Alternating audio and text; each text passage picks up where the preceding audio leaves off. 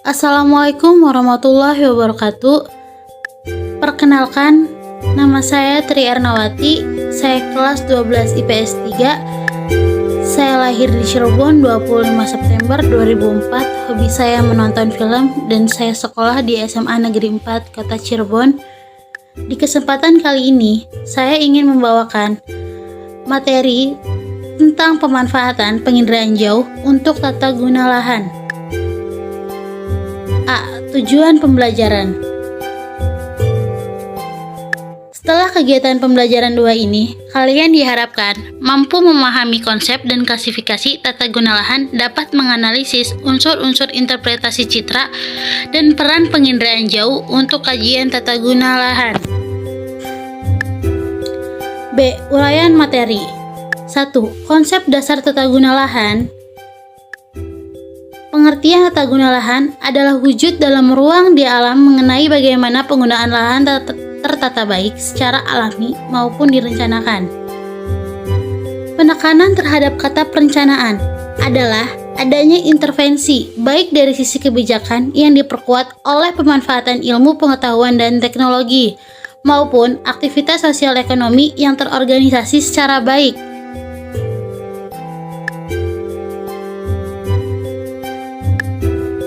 B. Faktor-faktor yang mempengaruhi penetapan tata guna lahan. Ada beberapa faktor yang perlu diperhatikan dan dipertimbangkan dalam tata guna lahan. Faktor-faktor tersebut adalah sebagai berikut. A. Faktor fisik. Faktor fisik yang perlu dipertimbangkan terkait dengan tata guna lahan adalah keadaan geologi, tanah, air, dan iklim. Keempat faktor fisik ini saling mempengaruhi antara satu dan lainnya. Misalnya, kondisi geologi. Kondisi geologis suatu daerah akan sangat mempengaruhi jenis tanah yang ada, karena kita ketahui bahwa faktor pembentukan tanah adalah bantuan induk yang tersusun dalam sistem geologi. B. Faktor biologis. Faktor biologis yang perlu diperhatikan dalam tata guna lahan adalah vegetasi hewan dan kependudukan. Hal tersebut juga dapat dilihat dari keberadaan kependudukan di suatu wilayah. Misalnya, tidak tata guna lahan untuk daerah perindustrian yang dibangun di pinggiran kota yang jauh dari permukiman penduduk. C. Faktor ekonomi.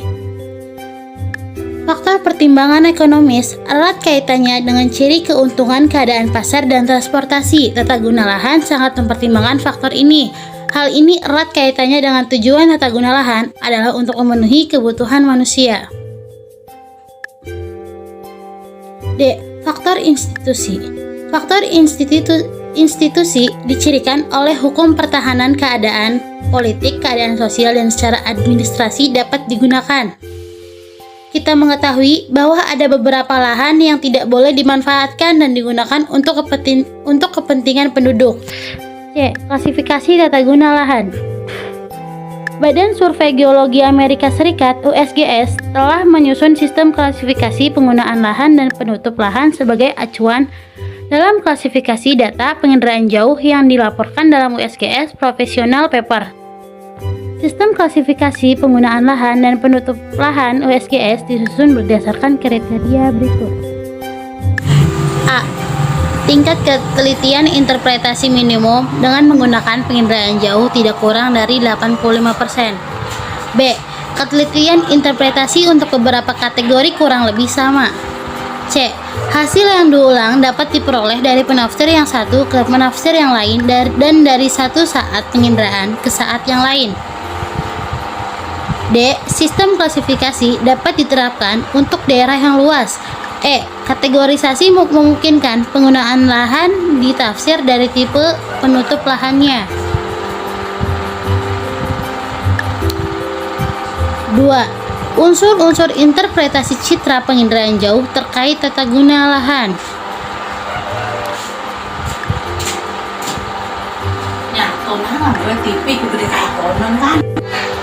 A. Rona. Rona adalah tingkat kecerahan atau kegelapan suatu objek yang terdapat pada citra. Air laut membentukkan rona gelap, sedangkan pasir membentukkan rona terang.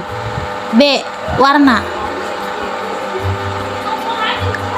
Warna adalah wujud tampak mata dengan menggunakan spektrum sempit lebih sempit dari spektrum yang tampak. Misalnya, Warna coklat kekuningan pada air menandakan air tersebut keruh. C. Bentuk. Bentuk merupakan variabel kualitatif yang mencerminkan konfigurasi atau kerangka objek. D. Ukuran. Ukuran adalah atribut objek yang meliputi jarak, luas, volume, ketinggian tempat, dan kemiringan lereng.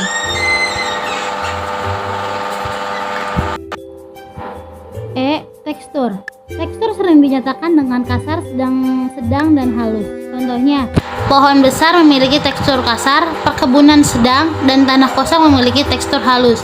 F. Pola. Pola atau susunan keruangan merupakan ciri yang menandai bagi banyak objek pembentukan manusia dan bagi beberapa objek alamiah. Contoh, aliran sungai di daerah pegunungan memiliki pola aliran radial sentrifugal. G. Bayangan. Bayangan bersifat menyembunyikan detail atau objek yang berada di daerah jelas. Objek atau gejala yang terletak di daerah bayangan biasanya hanya tampak samar-samar atau bahkan tidak tampak sama sekali. H. Situs. Situs adalah tempat kedudukan suatu objek dengan objek lain di sekitarnya. Situs bukan merupakan ciri objek secara langsung, tetapi dalam kaitannya dengan lingkungan sekitar. Contohnya, pola pemukiman yang memanjang secara sejajar dengan sejalan. I. Asosiasi. Asosiasi diartikan sebagai keterkaitan antara objek yang satu dengan objek yang lain. Contohnya, stasiun kereta berasosiasi dengan rel kereta di sekitarnya. 3. Penginderaan jauh untuk kajian tata guna lahan. Penginderaan jauh kaitannya dengan tata guna lahan. Salah satunya dalam bentuk inventarisasi penggunaan lahan.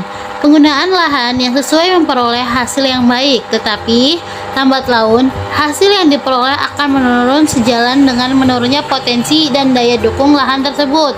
Contoh, inventarisasi citra penginderaan jauh dalam penggunaan lahan seperti inventarisasi lahan pertanian, perkebunan, dan permukiman kehutanan, pertambangan, industri, pertokoan, pusat perbelanjaan, ruang terbuka hijau, dan lain-lain. Setelah selesai digunakan untuk pengolahan, maka langkah selanjutnya adalah dilakukan layout agar informasi-informasi yang ada di dalamnya lebih mudah dipahami. Sekian saja dari saya, kurang lebihnya mohon maaf. Wassalamualaikum warahmatullahi wabarakatuh.